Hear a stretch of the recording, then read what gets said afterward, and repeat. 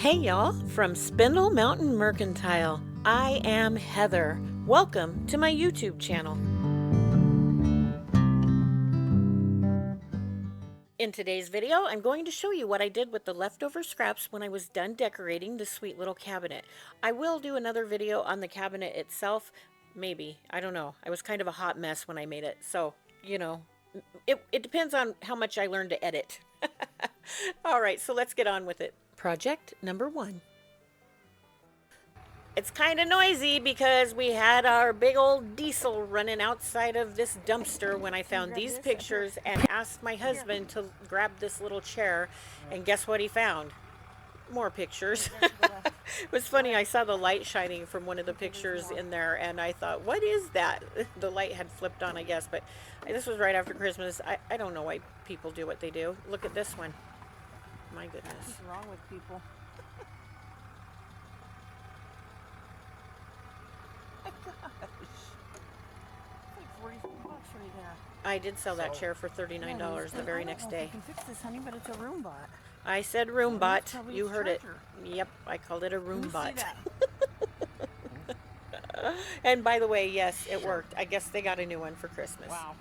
I'm using one of the pictures with the grid on the front, and I already popped that picture out the back. And right here, I'm just making sure it's smooth so I know I don't have to sand it. I'm using Debbie's Design Diary DIY paint in the color Farm Fresh. Debbie's paint is highly pigmented, so you don't need a lot. I did put 2 coats on this, and it had really good coverage. Color choice is all about personal preference. Well, I personally prefer blues and greens, so that's what I'm going with. Not only is it pleasing on my eye, but it's a good contrasting color, or what some people call a complementary color. To find that, you go to a color wheel, and you can find those online. You look at the color you're working with, and you go directly across from that, and that is the contrasting color. And you might think for a minute, wow, that doesn't match at all. But what it does is it complements the other color. It's like, hey, blue and green, you're looking hot tonight. I'm sorry, I couldn't help myself. This is Bohemian Blue. It is also a Debbie's DIY. I have a link to these paints in my description. If you use the link to buy anything from Debbie, she will give me a little bit of a thank you, but it won't raise your price at all. I'm just going over the frame with Bohemian Blue, and I am putting 2 coats on this as well. I wanted to show you this Project Blast because it's super spectacular. But the way my brain works, I needed to show it to you first. Here's why. The Iron Orchid Designs transfer book I used is called, well, I don't know how to pronounce it. I'm sure it's French or something. To me, though, it looks like some guy from Jersey named Joey Desroses. I don't know. Anyway, you can see that I only used the center top part of the transfer, so everything else is left. So the way my brain works is I do the big piece, and then I take the leftover pieces of transfer and I use the next biggest piece I can, so or the pieces I can put together, and I work my way down from that. That's why this is the first project. One of the questions people ask is, when you have a grid and you're putting a picture behind it, do you put the picture pieces together after you cut them, or do you put the grid down and then put the picture pieces up to it? Well, I saw a decoupage piece once that somebody had done like this, and it had a cow. And the cow, they had cut it in half and put it on either side of the grid. And I shouldn't laugh because it was still cute, but it looked like a dachshund cow. It was a cowshund. Or a dachshund. It was a long stretched out cow because they didn't put those pieces together. So my preference is to put them together and then put the grid over it. And if I can't take the grid off, then I would cut them with a little strip that's as wide as the grid, and I would butt them up to the grid so it looks like it's connected in the right place underneath that. I'm cutting the bird out because I want that little label where you see it says AVEC. I want that to be a big part of this picture, and I cannot figure out how to put the bird in one of the grids so that you can see the whole bird.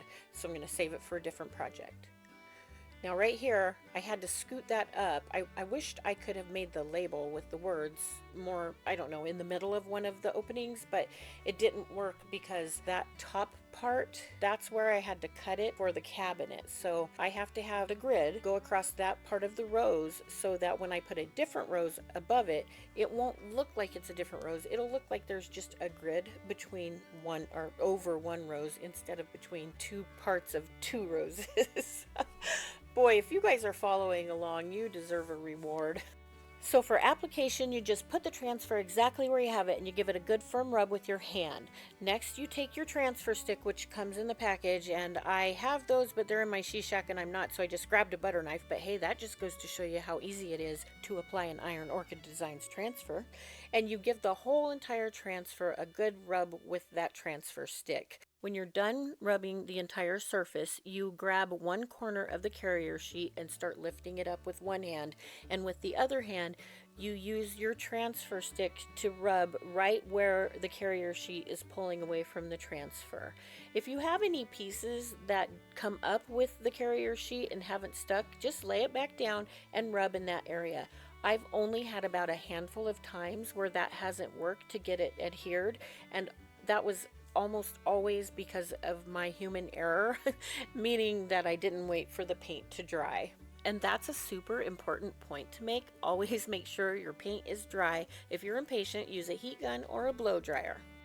When you're done, take the carrier sheet with the same side down and rub the entire transfer. That's called burnishing, and it just makes sure everything is stuck really good, gets rid of any air bubbles. If there's any pieces on the edges that aren't sticking, that will help with those as well. Something Iron Orchid Designs does that sets them apart from other companies is how they separate sheets of transfers that have a picture that has to be cut in half. So instead of making a straight line like you can see on this little plaque with the words, they make a very random zigzag. When you have a straight line, your eye just goes right to it, and this way it just looks like it's put together a little better. So I can't get over how much I'm showing you the top of my head. I didn't know I was doing that. I'm sorry, but it does remind me of a funny story. So my sweet husband, you know, he's not real gregarious. He's not a very excitable person. So years ago we were taking a shower and I'm washing my hair, and all of a sudden I hear him just almost yell, "Oh my gosh, honey!" And I immediately start looking for the blood that must be gushing out of my head because I must be dying since he's acting that way. And I look all around me, there's no blood, and I look up at his face and he just has this incredulous look on his face, and I'm like, "What? What's wrong?" And he says, "You have so much gray hair on the top of your head." I'm like, you know we're married, right? I'm thinking there's just things you don't say. Oh, but I guess he's not too bad because I kept him.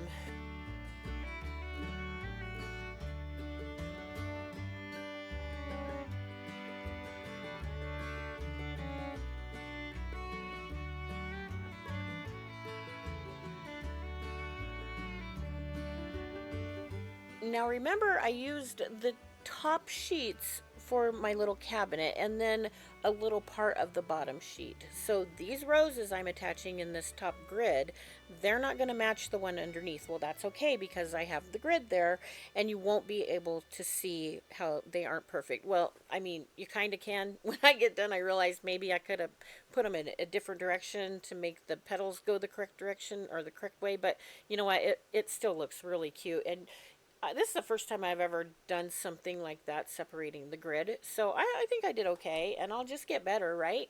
And I know you guys can do this too. Anyway, that top left-hand side, I decided the orange looked better than the original rose I put.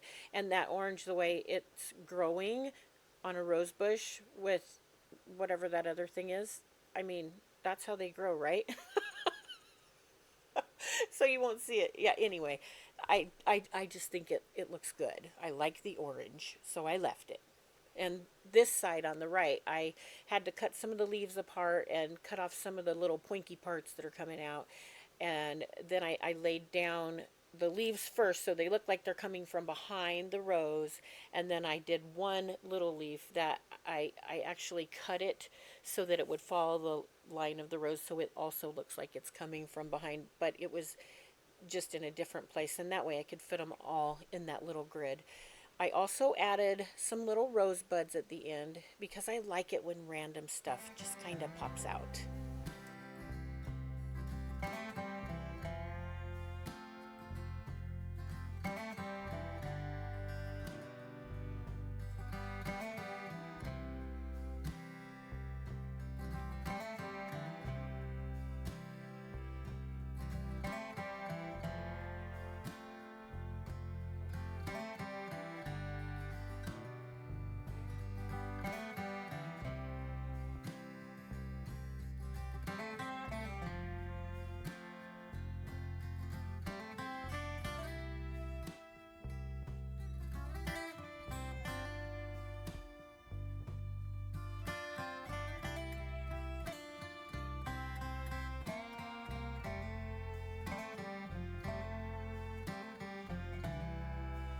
There were a couple places where I had cut something out and it left a space that was empty that didn't look like it's supposed to be empty. So I just cut some of the leaves and put them in that empty space. And I filled those in randomly as needed. I found this little rosebud, and I'll tell you, putting a rose over something you didn't do right, it fixes all the things.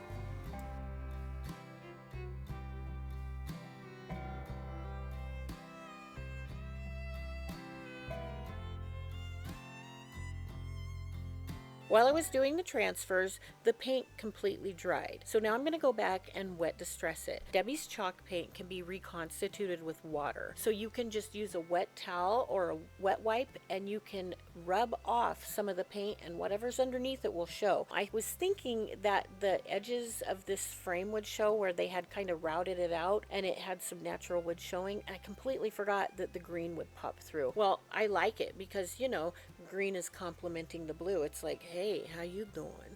If you want another color to pop through, then just use something that has a sealer in it like spray paint, or you can use Debbie's Cottage Colors, or you can use one of our chalk paints and just put a sealer like Big Top over it. And that way, when you put the chalk paint over that and you wipe it down, that is what will show. Over time, I have perfected a sealing method that makes your project look old and chippy. That is spraying it outside and leaving it there to dry on a cold, damp day, and then you walk off thinking, oh, I'm going to do a couple of projects, and then you remember your project there like 2 days later. So I do that intentionally now, and I have perfected it. Doesn't this look amazing? It looks nice and old. It makes that, leaving it outside makes it look kind of blotchy, and it makes it chippy and crackle. And I know I say all the time that I want to keep something. Well, I am keeping this. In fact, this is going to be inspiration for redoing an entire room.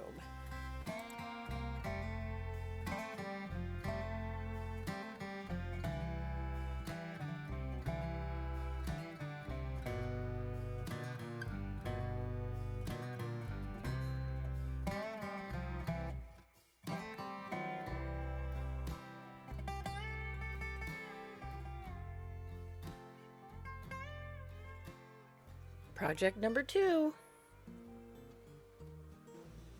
I found this bucket at the thrift store and it still had the TJ Maxx sticker on the bottom. So it's not like I'm ruining some really old copper ice bucket. It was like $3.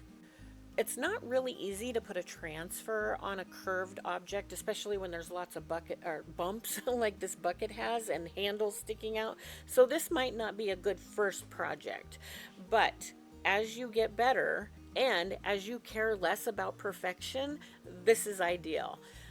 As I did this, I just kind of cut places where I thought it would match up at the handle. The biggest part I was concerned about is making the word ice stick through and still have some of the flowers popping around it.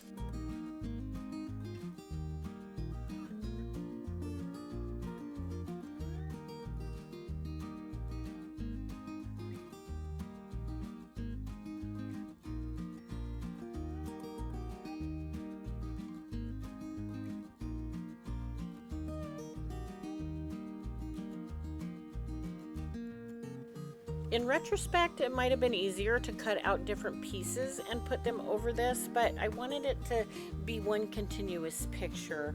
I could still do that by cutting out the different aspects, but it would ruin some. Now right here, I did cut But when you make a cut on something that's cylindrical that gets bigger at the top, as it goes around, it's going to curve up. I don't know if that makes sense, but if you cut a straight line, it curves up like a U. And so I kind of cut as I pressed it down. Gosh, you guys, if you are understanding me, you're a genius.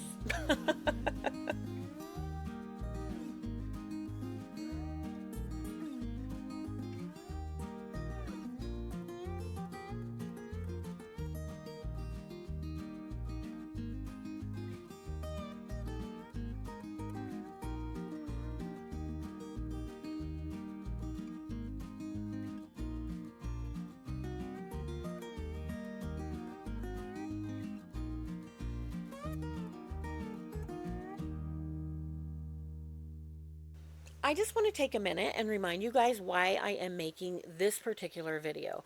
I'm making this video to show you how to use up your scraps and to give you ideas for that. I'm not making it to teach you how to perfectly apply a transfer to a cylindrical object. If that's why you're here, you are at the wrong channel.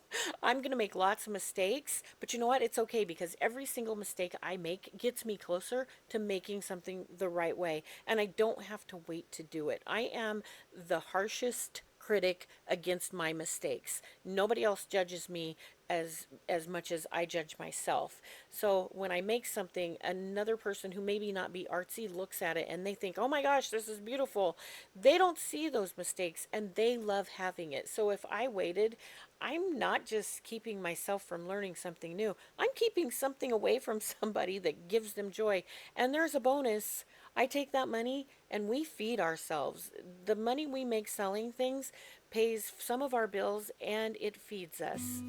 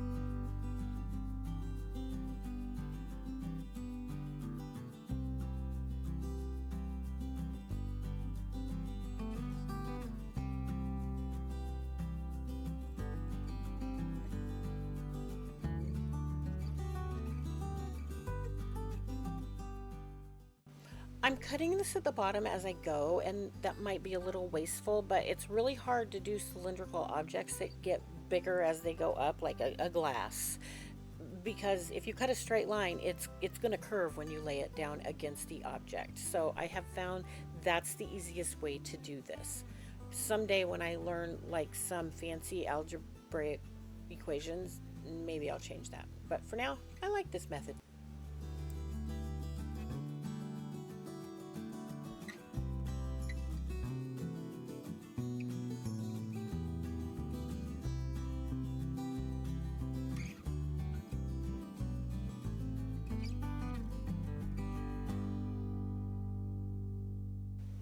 When I burnish this, I'm really careful to use my fingernail and push it down so that it will go inside all those grooves. And that just gets it to where if the transfer is going to break, I'm intentionally breaking it now, and it will lay flat so it won't come up when somebody washes it. And I can't remember if I mentioned this earlier, but I am going to seal it.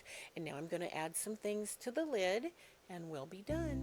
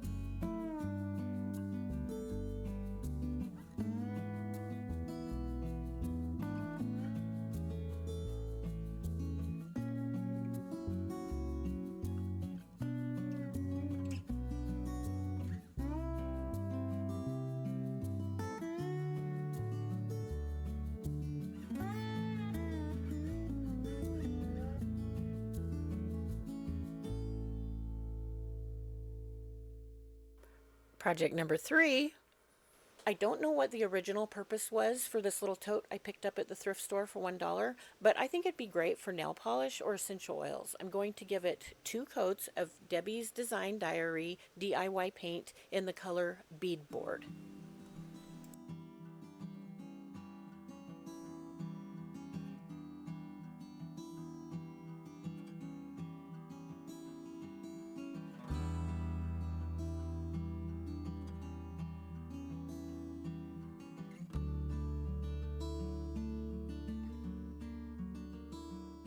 A lot of times after I'm done doing a big project, I'll have transfer scraps that have one straight line and then the other side is the actual edge of whatever the picture is. So it's hard to add that straight line to another transfer and make it look like one big picture.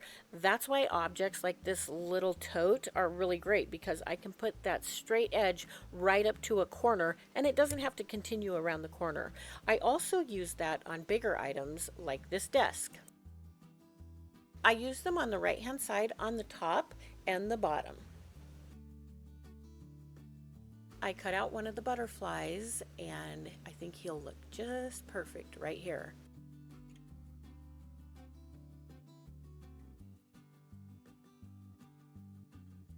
I'm going to take my towel that I got wet and wrung out and do some wet distressing. I'm doing this not only on the edges but right here on the parts where there's a bigger white space. I thought it's kind of a lot for this little tiny tote, but it already has so much going on. I'm like, why not do more? And I really like the way it turned out. It's really cute. And since I use chalk paint, I'm going to seal this project and then she is done.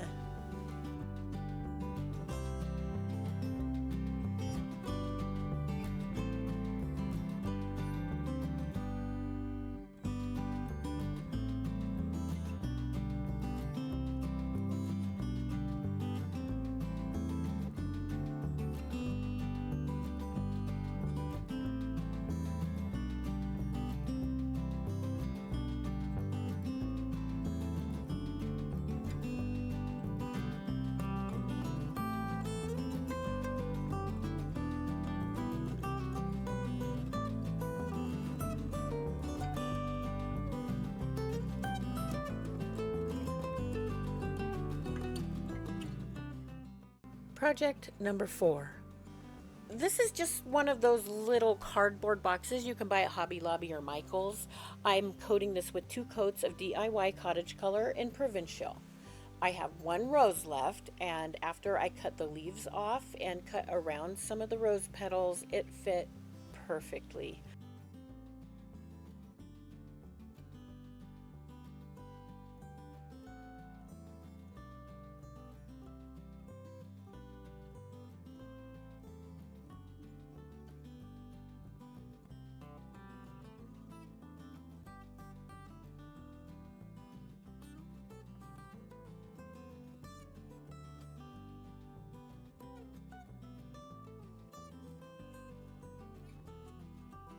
I've decided I'm also keeping this one for myself. It's going to go on my bedside table, and at night I'll put all those little things that clutter up my space in this box and make it look nice and tidy, and look how cute this is.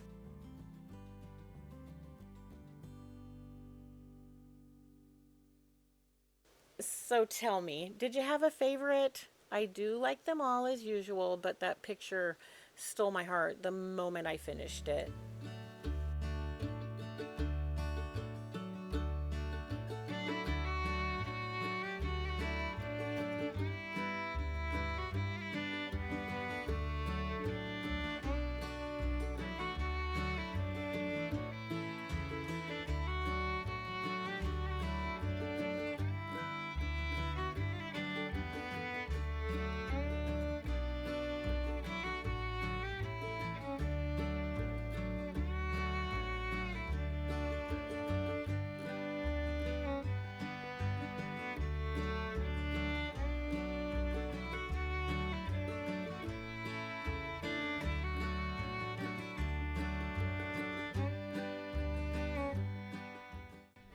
Well, I mean, I tried to use all the scraps. I hope I didn't mislead you. Actually, I am going to use the scraps. I still have the bird. I have some little petals, and I have this long strip. Don't ever throw these away. Even if you're working with a different transfer book, if you have a gap or you've made a mistake someplace, you can use other transfers for filler. Trust me, I've done it a lot. I make a lot of mistakes. The reason I can't show you the next project is because I'm using it with some of the new 2025 IOD spring release. I'm so excited for you guys to see it. It's like off the charts fantastic. It's fabulous. It's so cute, you guys. It's, oh, I love it so much. My poor little dog wants me to pick him up so bad. I have to show you something. Look, no brace, no sling. Oh, oh, hi doggy. Oh, that's my boy. There he is. See? Oh.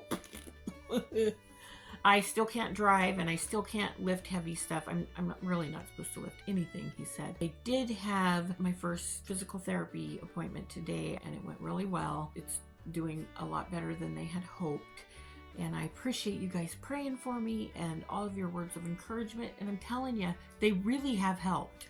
I have taken a lot of people's advice and I have just taken a lot of what you've said into my heart and my brain to prepare me for what's coming next. And I really have mentally prepared for this physical therapy and I'm ready for it. And I think that's a large part because of what other people have told me and how they've helped me. So thank you. I really appreciate that. All right. So until I see you, no, until you see me next time, I always forget I can't see you. Well, I don't forget. It's probably good I can't see you or I'd get really nervous.